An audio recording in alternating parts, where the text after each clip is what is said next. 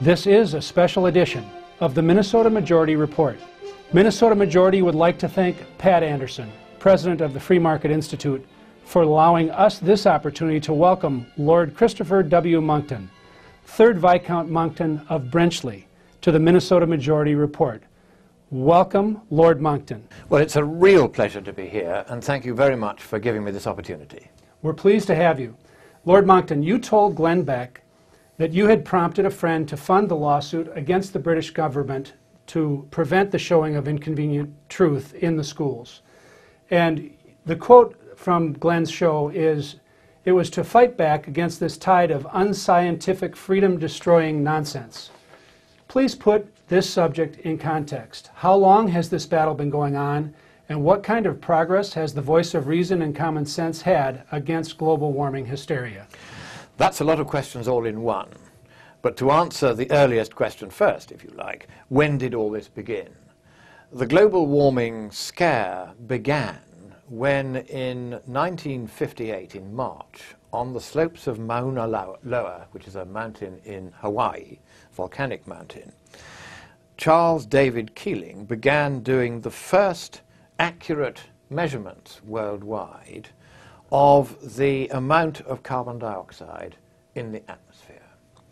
And he did this by a new technique which he himself had developed. It was a very meticulous technique. It's now copied all around the world, and it's quite a reliable technique.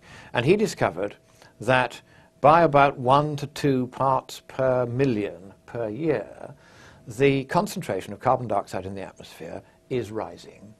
And it is highly likely that it is rising because we are burning so many fossil fuels. There's a fairly good correlation between the amount that we're burning and the amount that's ending up in the atmosphere. About half of what we're burning seems to stay in the atmosphere. The rest comes out again.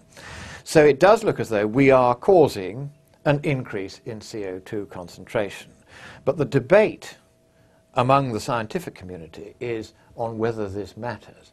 And that is not a political question, which is why people like Al Gore ought to stay well clear of it, because his movie starts from the assumption that carbon dioxide has a very large effect on global temperature, when in fact the very small changes that we are able to make to the atmospheric concentration of carbon dioxide, 2 parts per million per year, 200 parts per million per century, it's not a lot. That in fact doesn't have a very large effect.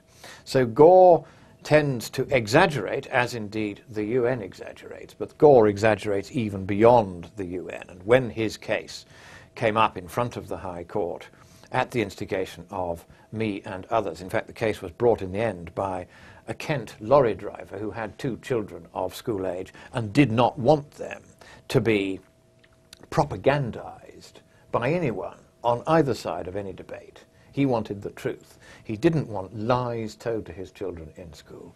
So he went to court to have the lies corrected before the film could be shown. We didn't so much want the film to be banned outright, because freedom of speech is something as precious to us in the United Kingdom as it is to you in the United States. But we did want it made clear that those parts of the film which were outstandingly inaccurate and plain wrong should be corrected by a guidance note sent round to teachers before the film could be broadcast. And we won that case and were awarded all our costs, or a very large proportion of them anyway, and the government, which was circulating Gore's film, was ordered to circulate, get this, 77 pages of corrective guidance, identifying in particular 9 very serious errors of scientific fact in that movie. And those were only the 9 that we had had time to put in front of the judge. There were another 11 that we put in front of the judge that he didn't really have time to consider properly, and another dozen on top of that, which we didn't even have time to put into the case at all. The film is riddled with errors from start to finish.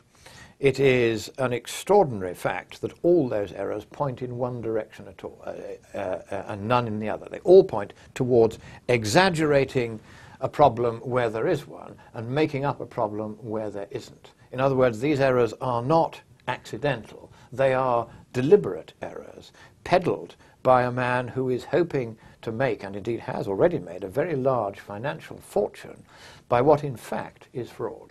Have you been invited into an international conversation, a free-flowing exchange of ideas, and a real accurate debate about this issue? One of the curious things about this issue is that I am happy to debate with anyone, whether they be scientists or politicians or teachers Al or Gore? academics. I'm happy to debate Al Gore. I issued a challenge to him 2 years ago with adverts in all the major newspapers right across the United States that ran for 6 months. Very expensive it was. He did not reply. Why? Because he knows perfectly well that if he comes up against me or anyone who knows the elementary science and economics behind this particular story, he will be left bleeding all over the floor. He knows he can't win. And indeed, when the Republican elected minority in Congress invited me to testify alongside Al Gore in front of the Energy and Commerce Committee of Congress earlier this year on the Waxman-Markey climate bill, the bill that actually says that it wants to close down 5/6 of the US economy by the year 2050.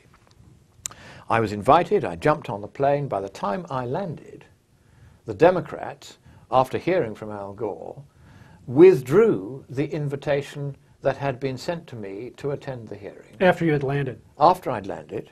And they said the reason was that I had already testified at a previous hearing of that committee a few weeks previously, and they didn't want me to testify again. But that is the first time in the history of the United States Congress that the chosen witness of the elected minority has been refused the absolute right to testify. So free speech is one of the many casualties of the climate scare.